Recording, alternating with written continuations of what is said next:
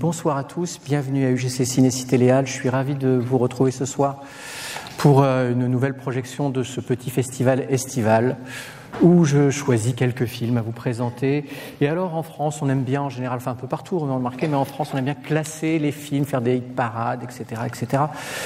Je pense sincèrement que sur les 15 films que je vous propose, le film le plus important, c'est certainement la Dolce Vita que vous allez voir ce soir de Federico Fellini, avec La soif du mal d'Orson Welles, que vous pourrez voir en 3e semaine. Dolce Vita, 1960, Palme d'Or, un film iconique, presque devenu cliché. Enfin, certains plans ou certaines photos du film veulent dire quasiment le contraire de ce qu'elles montrent dans le film, parce qu'elles ont été tellement montrées aujourd'hui qu'on est passé du côté du cliché. D'ailleurs, qui n'a jamais vu la Dolce Vita ? Ok. Qui n'a jamais vu Mastroianni dans la fontaine de Trévise, la photo, quelque chose comme ça. Vous êtes déjà beaucoup moins nombreux. Alors ce qui est bien, c'est que vous êtes totalement vierge là pour le coup. Ok, alors c'est parti pour cette petite présentation. Fellini, j'ai eu cette même émotion il y a 2 ans en présentant Otto e Mezzo, le film suivant, 8,5. C'est un réalisateur, bien entendu, de cette grande vague du cinéma italien de l'après-guerre qu'on appelle le néo-réalisme. Si le cinéma si le XXe siècle est le siècle du cinéma, la moitié véritablement, la césure, la cassure, la frontière, appelez ça comme vous voulez, pour le coup, c'est vraiment après la guerre, après 1945, alors qu'on ne peut plus raconter les histoires de la même façon, très certainement après ce conflit mondial. Et c'est en Italie, dans ce pays qui, comme dit Godard, a peu combattu, mais qui a beaucoup souffert et qui a trahi 2 fois et qui a perdu son identité, eh bien c'est le cinéma qui va racheter à la fois l'Italie et qui va aussi racheter le cinéma tout entier à travers ce qu'on appelle le néo-réalisme. Le néo-réalisme, c'est beaucoup de choses, hein, bien entendu. D'ailleurs, pas mal de gens pourraient vous dire que ce film n'est plus néo-réaliste. Moi, je pense que si, je pense qu'on est toujours dans une néo-réalité dans ce film. La première chose qu'on peut dire sur du néo-réalisme, bien entendu, c'est qu'il s'agissait on ne pouvait plus montrer les mêmes choses, donc on montre une certaine misère après la Seconde Guerre mondiale et donc un contenu social, alors que ça n'existait pas dans le cinéma, descendre dans la rue pour montrer les ouvriers de la vallée du Pô ou une ville détruite en reconstruction, comme dans Allemagne année zéro ou Rome ville ouverte. Donc ça, c'est certainement le premier sens du néo-réalisme. Il y a un deuxième sens assez important, c'est que de toute façon, la réalité ne peut plus se montrer de la même façon. On va dire qu'à partir de Rossellini, la réalité n'est plus donnée, elle est visée, elle est toujours incertaine, elle est toujours un peu floue. Et surtout, pour le spectateur, elle n'est pas donnée, elle est à déchiffrer. Donc à partir de là, vous avez plus de boulot. C'est très clair. C'est à partir du néo-réalisme, on va dire, qu'il se passe un engagement du spectateur aussi qui est nécessairement plus grand et un chemin à faire vers la réalité à trouver dans le cinéma. Et puis il y a un troisième sens au néo-réalisme qui est un sens au niveau quasiment de la pensée. Vous savez que c'est un thème qu'on aborde depuis une dizaine de jours, la pensée dans ces films. Et c'est vrai que jusque-là, le cinéma a une causalité certaine qui va d'une situation à une action. Une situation, une sensation donne une action. Et à partir de là, c'est comme si l'action devenait quasiment impossible, ou comme si il n'était plus aussi évident qu'une image cause une deuxième image, et que les images étaient plus indépendantes les unes des autres, et que le cinéma cessait de penser par causalité nécessaire, et que le cinéma finissait par penser au-delà du mouvement, comme si de nouvelles images devenaient nécessaires, et ces images sont des images purement optiques ou des sons purement sonores, détachés. Alors, on saura plus tard qu'au-delà de ce mouvement, ce que le cinéma propose, ce sont des images du temps, directement. Et dans ce troisième sens, il est incontestable que la Dolce Vita de Fellini est également un film du néo-réalisme. Et on va évidemment voir pourquoi. Alors il y a d'autres grands cinéastes, bien entendu, hein, dans cette génération. Antonioni, dont je vous proposerai Profession reporter, c'est mercredi soir, mercredi 7, donc pas demain, mais le mercredi suivant. Visconti, Rossellini, Pasolini, pour ne citer que les plus grands. Et Fellini est parmi ceux-là. Fellini a démarré, on va dire, enfin, pendant la guerre, c'est un petit peu confus ce qui s'est passé, mais enfin, très rapidement, il est déjà l'assistant et le scénariste de Rossellini sur Paisa et Rome, ville ouverte. Il a coécrit le scénario de Rome, ville ouverte. Et dans ses premiers films, il y a une trilogie, I Vitelloni, Il Bidone et Les Nuits de Cabiria. Et ce sont des errances. Alors effectivement, c'est ça au début, cette histoire de réalité qui se délite. Ce sont des balades, des personnages un peu perdus. Et dans cette Italie qui se reconstruit, Fellini va suivre des personnages un peu médiocres. I Vitelloni, ça veut dire les veaux. Ça n'a pas l'air très gentil comme ça, hein, de parler de veaux. C'est l'histoire de quelques jeunes trentenaires qui continuent de vivre au crochet de leurs parents, qui ne cessent d'avoir de très jolis rêves mais qui sont incapables de les réaliser, qui se croient toujours un peu plus intelligents que tout le monde et qui en fait sont assez minables quand même. Il Bidonné, c'est encore pire, c'est vraiment des escrocs, des petits escrocs. Toutes les escroqueries d'ailleurs qui sont décrites dans ces films sont des escroqueries qu'il a trouvées dans la presse, il n'a pratiquement rien inventé.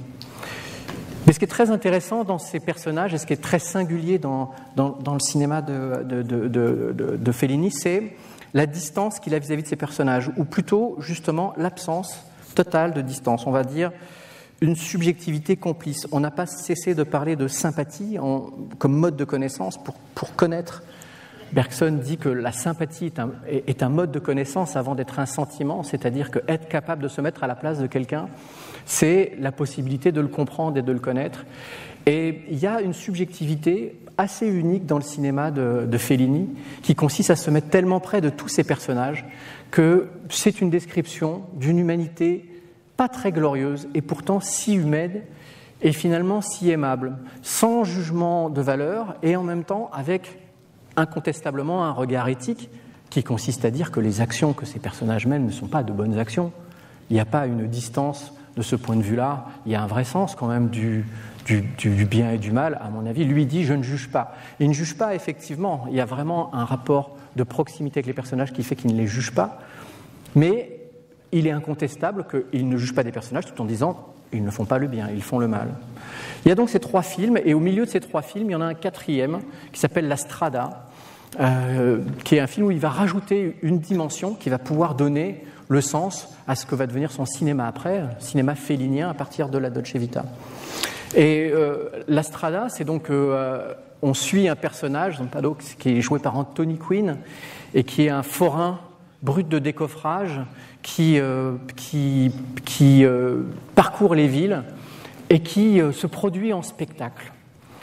Voilà, c'est le sens du cirque qui plaît tant à Fellini, et le sens du spectacle. Et là, il y a vraiment une terrible trouvaille entre le fait de suivre et d'être tout près de ces personnages et la notion de spectacle. C'est-à-dire que là où dans le cinéma d'Antonioni, par exemple, ou dans d'autres cinémas, comme même David Lynch dont on a parlé, il y a le même coefficient de réalité entre le rêve, le fantasme, le souvenir et le réel. Tout ça est soit du virtuel, soit du réel, mais le virtuel est réel. Chez Fellini, ce qui se passe, c'est qu'il n'y a plus de frontière entre le réel et le spectacle. Tout est spectacle, tout est possibilité de spectacle. C'est une révélation à partir de La Strada. C'est de considérer que toutes les images sont spectacles et que le principal sujet d'ailleurs du cinéma, c'est de filmer le spectacle, d'en filmer le contenu, d'en filmer la vie quotidienne, d'en filmer les coulisses et de réduire, puisqu'on est si près des personnages, toute distance entre le spectateur et le spectacle. Et donc le spectateur également va faire partie de ce spectacle à partir de là, à partir justement de la Dolce Vita. Et la Dolce Vita, c'est l'abolition de la frontière entre l'image fantasmée spectacle, entre le rêve spectacle, entre la rêverie, entre toute image mentale qui est projetée comme une image de metteur en scène. Et c'est la mise en scène de toutes les situations qui peuvent être les plus simples, les plus particulières. C'est donc le grand réalisateur de la société du spectacle, dont Guy Debord parle. Et cette société du spectacle, lorsqu'il commence la Dolce Vita, ou quand il commence à écrire la Dolce Vita en 1958, elle existe déjà. Et il se rend compte qu'il n'est pas le premier à avoir considéré le monde comme ça. Il n'y a qu'à lire, par exemple, la presse à scandale, il n'y a qu'à lire les petits journalistes, il n'y a qu'à lire l'homme à la tête de chou, comme aurait dit Gainsbourg quelques années après. Et c'est ça qui va se mettre d'abord à lire énormément et à trouver énormément d'anecdotes, non pas dans la grande presse, hein, mais vraiment dans la petite presse minable. Et toutes les histoires qu'il va y trouver, il va pouvoir en faire un film. Et ce film sera également autour d'un journaliste qui n'est pas un journaliste nécessairement formidable. Et le monde mercantile, le monde dans toute sa modestie intellectuelle, le monde superficiel, factice, le monde médiocre, eh bien, puisque le monde est voué à la médiocrité, autant en faire un spectacle fabuleux. C'est le spectacle que vous allez voir dans la Dolce Vita. Alors, il y a un personnage dans la Dolce Vita, un des personnages principaux, qui s'appelle Paparazzo. Paparazzo, c'est un mot qui n'existait pas. Paparazzi était un mot qui n'existait pas avant la Dolce Vita. Ça vient de papataco, qui veut dire moustique, et ragazzo, un garçon, quoi. C'est le mec moustique. Et c'est ça Fellini aussi, hein. C'est ça Fellini, hein. C'est que on va vraiment inventer des mots et inventer des concepts. Et donc la notion de paparazzi, le mot paparazzi n'existait pas avant la Dolce Vita que vous allez voir. Tout ce que vous allez voir, c'est une accumulation. Le mot est important d'ailleurs, vraiment. Il y a une question de quantité là-dedans. Et il est très important que le film soit long. Il est très important que vous soyez plus que rassasiés.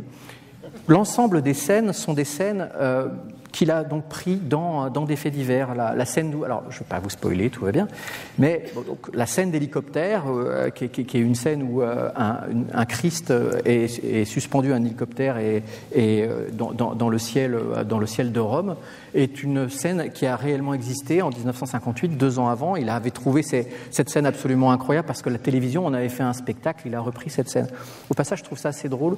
Cette scène est la seule scène qui a été considérée par l'Église espagnole comme blasphématoire. Et du coup, cette scène, la première, a été coupée au montage en Espagne. C'est assez drôle quand même de se dire, quand vous allez voir tout le reste du film, que c'est cette scène que l'Église considère comme blasphématoire. Je dis ça parce qu'il n'y a pas tellement longtemps, là, il y avait la cérémonie d'ouverture des Jeux Olympiques. Je ne comprends toujours pas parfois ce que ça veut dire blasphématoire. Et par moments, effectivement, c'est quand même hors du réel quand même pour moi ce concept-là. Et voilà. Alors c'est cette scène qui me semblait être à peu près la plus neutre vis-à-vis du jugement moral. Elle a été interdite en Espagne. Et puis il y a une autre scène qui avait été célèbre, un scandale qui est très célèbre dans une boîte de nuit qui s'appelle Argentino, où pour la première fois une femme du monde qui voulait être en concurrence avec une comédienne qui était présente. Elle a dit: je vais en faire plus que toi. Elle a commencé à se déshabiller. C'est un striptease. Il y a eu des images dans toute la presse à scandale italienne. Ça a fait un scandale absolument monumental. Il reprend évidemment cette scène, il la transpose, il la met ailleurs, mais tout ça a existé. Et Anita Ekberg, évidemment, la comédienne que vous connaissez tous, puisqu'elle était aussi dans La Fontaine de Trévise. Au passage, ce n'est pas la première fois dans ce film qu'elle va dans La Fontaine de Trévise. C'est également une scène qui a existé. Elle a fait comme ça la promotion de son statut de star 2 ans avant, toujours en 1958, dans une robe d'une autre couleur, tout simplement, dans une robe blanche. Mais elle est déjà dans La Fontaine. Là, Fellini lui demande d'y retourner. Et elle est issue de ce monde. C'est pas une actrice au début, c'est une Miss absolument fière de son corps et absolument sublime, qui va faire une carrière un peu à la Bardot, mais beaucoup plus express, on va dire. Et je ne résiste pas à l'envie de vous lire, un tout petit commentaire de Fellini lorsqu'il l'a vue pour la première fois. Elle était d'une beauté surhumaine. J'ai vu son portrait pour la première fois dans une revue américaine. Mon Dieu, pensais-je, faites que je ne la rencontre jamais. Ce sentiment d'émerveillement, de stupeur ravie, d'incrédulité qu'on éprouve devant des créatures exceptionnelles comme la girafe, l'éléphant ou le baobab. Je l'ai éprouvé tant d'années après, quand, dans le jardin de l'hôtel de ville, je la vis s'avancer vers moi. Ça, c'est peut-être aujourd'hui que ça serait blasphématoire, je ne sais pas. Mais il se trouve qu'elle l'a bien pris. Elle a fait la scène de La Fontaine de Trévise, oui, donc rejouer cette scène que tout le monde connaît, où tout le monde connaît cette photo d'ailleurs, où on a l'impression qu'ils s'embrassent alors qu'ils ne s'embrassent pas.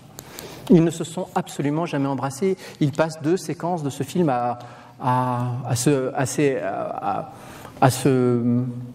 croiser, tout simplement, mais jamais à s'embrasser. Mais le photographe de plateau, exactement comme les paparazzi, assez malin, s'est décalé par rapport à l'axe de la caméra pour la promotion du film et a pris un cliché de biais où du coup, ils sont l'un en face de l'autre et où en fait, ils ne sont pas du tout alignés, mais ça donne l'impression du baiser. Là encore, le mythe n'est pas du tout à l'équivalent de cette histoire du film. Évidemment, ça amusait beaucoup Fellini, cette histoire du baiser. Mais il n'y a pas de baiser. Ah, je vous ai spoilé, tant pis. Mais il n'y a pas de baiser entre les deux dans ce film. Avec le temps, oui, il y a une confusion autour de ce film. On pourrait penser que ce film, vu de l'extérieur, est une apologie de la vie douce, alors que pas du tout. Pas du tout, pas du tout. Et cette accumulation, franchement, si vous n'avez pas la nausée à un moment dans ce film, vous n'êtes pas humain. Si à un moment, vous n'avez pas envie de détourner quasiment le regard, si vous ne dites pas « assez, stop, il y en a trop », vous n'êtes pas humain. Vous continuez de regarder parce que vous êtes pris par la pulsion scopique, comme on parlait l'autre fois, lorsqu'on parlait de Lynch. C'est vraiment la pulsion scopique du spectateur monstrueux qui ne peut pas s'empêcher de regarder et d'aller jusqu'au bout. D'ailleurs, vous aussi, vous serez représenté dans ce film comme une espèce, non pas d'éléphant, non pas de girafe, mais de monstre marin avec un œil écarquillé.